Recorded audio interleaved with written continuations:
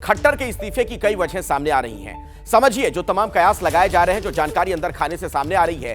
पहली वजह के तौर पर देखा जा रहा है कि बीजेपी की रणनीति लोकसभा चुनाव में जाट वोट को बांटना, यानी कि जाट वोटों का जो है वो अलग अलग हो जाएं, अलग अलग पार्टियों के पास जाएं। लोकसभा चुनाव में अगर ऐसा होता है तो बीजेपी को इसका सीधे फायदा होगा। लोकसभा चुनाव में लड़ेंगे खट्टर, करनाल से लोकसभा चुनाव वो लड़ सकते हैं, इस तरीके की जानकारी भी निकलकर सामने आ रही है। आइए मैं आपको लिए चलता हूं अब नीरज पांडे के पास। नीरज, ये बड़ा महत्वपूर्ण हो जाता है, जो बात मैं अंकित से भी पूछ रहा था। कल तो प्रधानमंत्री के साथ जब खट्टर जी थे और जब वो हाईवे का, एक्सप्रेसवे का उद्घाटन हो रहा था, तब प्रधानमंत्री कह रहे थे कि एक वक्त था हम लोग एक साथ एक दरी पर सोया करते थे, उनकी मोटरसाइकिल के पीछे में बैठ जाया करता था।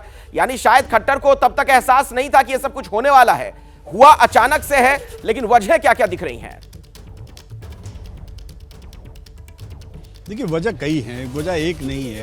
अखिलेश, मैं बता दूं कि पिछले 3 साल से लगातार इस बात की चर्चा हो रही थी कंटिन्यू कि आज खट्टर हट रहे हैं, कल खट्टर हट रहे हैं। और ये वजह एक नहीं है, वजह है एंटी इनकम्बेंसी। आप पार्टी में बड़े नेता बने, दूसरी बार भाजपा ने आपको मुख्यमंत्री बनाया, लेकिन आप विश्वास हासिल कर पाने में नाकाम रहे। आप जो है जाटों का विश्वास हासिल नहीं कर पाए, आप ओबीसी में उस तरह से मैसेज नहीं दे पाए जैसे देना चाहिए था। आप जो है जो अपर कास्ट का फॉरवर्ड क्लास का जो वोट बैंक था उस पर उसकी पकड़ नहीं बना पाए। देखिए, आपको 5 साल मुख्यमंत्री रखा भाजपा ने, लेकिन आप सरकार देखा जाए तो बैसाखी पर थी आपकी। आप जेजेपी के सहारे आपकी सरकार चल रही थी, आप सरकार फुल प्लस नहीं ला पाए थे।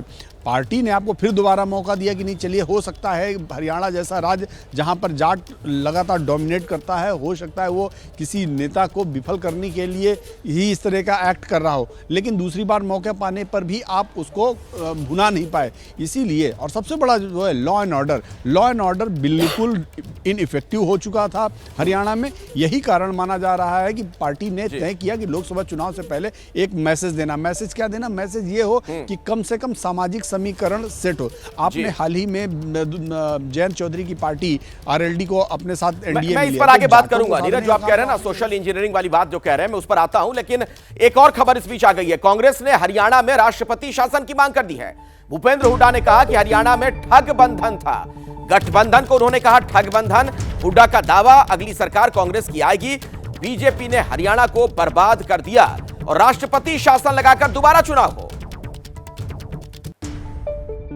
ये गठबंधन बना जब कोई पॉलिसीज के आधार पे नहीं बना था, और अब ये जो है लोगों की आंखों में धूल झोंकने के लिए ये सब किया गया है, क्योंकि हरियाणा के 36 बिरादरी मन बना चुकी हैं, आने वाली सरकार कांग्रेस पार्टी की होगी।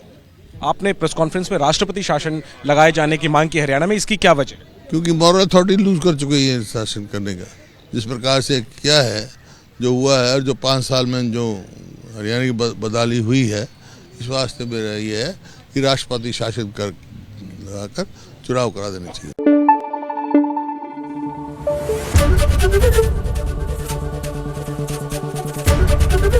एबीपी न्यूज आपको रखे आगे।